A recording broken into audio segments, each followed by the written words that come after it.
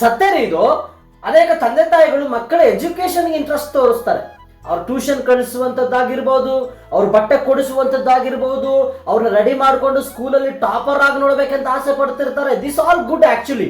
But I tell you, ನಾನು ಹೇಳ್ತೀನಿ, ಅದೇ ರೀತಿ ಆತ್ಮಿಕತೆಯಲ್ಲಿ ನಿಮ್ಮ ಮಕ್ಕಳನ್ನ ಬೆಳೆಸುವುದಕ್ಕಾಗಿ ಸಿದ್ಧವಾಗುವಂತ ತಂದೆ ತಾಯಿಗಳು ಎಷ್ಟು ಜನ ಇದ್ದೀರಿ? ನೀವು ಪ್ರಾರ್ಥನೆ ಪರರು, ಇದನ್ನ ಜ್ಞಾಪಕ ಮಾಡ್ಕೋಬೇಕು. ನಿಮ್ಮ ಮಕ್ಕಳು ಸ್ಕೂಲ್ ಕಾಲೇಜುಗಳಲ್ಲಿ ಹೋದ್ರೆ ಪ್ರಭಾವ ಬೀರಿ ಘನವಂತರಾಗ್ತಾರೋ ಇಲ್ಲ ಗೊತ್ತಿಲ್ಲ. ವಾಕ್ಯದಲ್ಲಿ, ಪ್ರಾರ್ಥನೆಗಳಲ್ಲಿ, ದೇವರ ಸನ್ನಿಧಾನದಲ್ಲಿ ಬೆಳೆದವರು ಖಂಡಿತವಾಗ್ಲೂ ಘನವಂತರಾಗ್ತಾರೆ. ಅದಕ್ಕೆ ವಾಕ್ಯ ಸುಳ್ಳಾಗುವುದಿಲ್ಲ ರೀ. ನಿಮ್ಮ ಮಕ್ಕಳನ್ನ ಸಾಧ್ಯವಾದಷ್ಟು ವಾಕ್ಯದಲ್ಲಿ ಬೆಳೆಸಿರಿ, ಪ್ರಾರ್ಥನೆಗಳಲ್ಲಿ ಬೆಳೆಸಿರಿ, ದೇವರ ಸನ್ನಿಧಾನದಲ್ಲಿ ಬೆಳೆಸಿರಿ. ಅದು ಆಶೀರ್ವಾದ.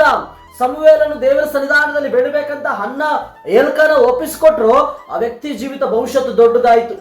ಎಲ್ಲಿ ನಾವು ಬೆಳವಣಿಗೆ ಆಗ್ತಾ ಇದ್ದೀವಿ, ನಮ್ಮ ಮಕ್ಕಳು ಕೂಡ ಅಲ್ಲೇ ಬೆಳವಣಿಗೆ ಆಗ್ತಾರೆ. If you are not growing in presence of God, our children cannot be. ನಮ್ಮ ಮಕ್ಕಳು ದೇವರ ಸನ್ನಿಧಾನದಲ್ಲಿ ಬೆಳೆಯೋದಿಲ್ಲ. ಎಲ್ರಿಗೊಂದು ಆಸೆ ಇರುತ್ತೆ, ನಮ್ಮ ಮಕ್ಕಳ ಭವಿಷ್ಯತ್ತು ನಾವು ಕಟ್ಟಬೇಕು ಅಂತೇಳಿ. ಅವ್ರ ಮದುವೆ ವಯಸ್ಸಿಗೆ ಬಂದಷ್ಟೊಳಗೊಂದು ಅವ್ರಿಗೆ ಲೈಫ್ ಮಾಡಬೇಕು, ಸೆಟಲ್ ಮಾಡಬೇಕು, ಓದಿಸ್ಬೇಕು, ಎಲ್ಲದರಲ್ಲಿ ಗ್ರೇಟ್ ಆದ ಪೊಸಿಷನ್ ಅಲ್ಲಿ ನಮ್ಮ ಮಕ್ಕಳು ಕಾಣ್ಬೇಕಂತ ಆಸೆ ತಪ್ಪಲ್ಲ. ಅದಕ್ಕೊಂದು ಉತ್ತಮವಾದಂತ ಬುನಾದಿ ತಳಹದಿ ನಾನು ಹೇಳಿರ್ತೀನಿ. ಒಂದು ಮಾತು, ದೇವರ ಸನ್ನಿಧಾನದಲ್ಲಿ ನಿಮ್ಮ ಮಕ್ಕಳಿರಲಿ. ಸಹೋದರ ಸಹೋದರಿ, ಡೆಫಿನೆಟ್ ಆಗಿ ನಿಮ್ಮ ಮಕ್ಕಳು ಉತ್ತಮವಾದ ಸ್ಥಿತಿ ದೇವರು ಏರ್ಪಡಿಸ್ತಾರೆ. ಆಮೆನ್.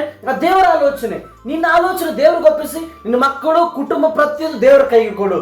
ದೇವರು ಉತ್ತಮ ಯೋಚನೆ ಮಾಡ್ತಾರೆ. ಆಮೆನ್. ಉನ್ನತವಾದ ಆಲೋಚನೆ ಉಳ್ಳಂತ ದೇವರ ಆತನು. ಆಮೆನ್.